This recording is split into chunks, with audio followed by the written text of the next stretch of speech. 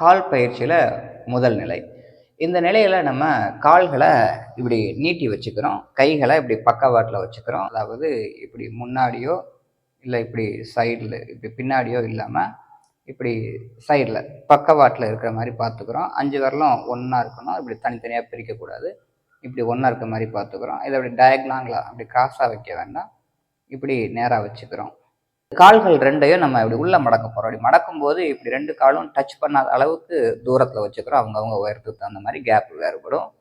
இந்த கால்களை நம்ம என்ன செய்கிறோங்க, மொட்டியை தூக்காமல் இப்படி மொட்டியை தூக்காமல் என்ன செய்கிறோங்க, இந்த பயிற்சியை நம்ம இப்படி செய்கிறோங்க. இப்படி இப்படி உள்ள வெளில அப்படின்னு நம்ம ஒரு 5 டைம்ஸ் நம்ம அந்த பயிற்சியை பண்ணுறோம். மொட்டியை தூக்காமல் எந்த அளவுக்கு பண்ண முடியுதோ அந்த அளவுக்கு பண்ணுறோம்.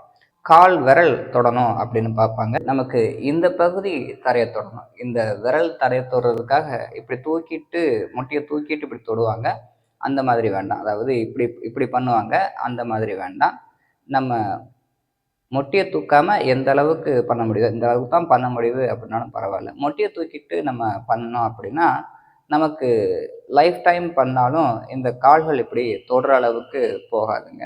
அதனால் இந்த பயிற்சியை பண்ணும்போது மொட்டியை தூக்காமல் நம்மளால் எந்த அளவுக்கு உள்ளே கொண்டுட்டு போக முடியுதோ அந்த அளவுக்கு வச்சு இந்த பயிற்சியை நம்ம பண்ணுறோம். பயிற்சி முடிக்கிற வரைக்கும் முதுகுத்தண்டு நேராகவே இருக்கணும், கண்கள் மூடி இருக்கணும், தலையும் நேராக இருக்கணும். ஒரு சிலர் இப்படி குனிஞ்சிருவாங்க, தலையும் நேராக வச்சுக்கிறோம்.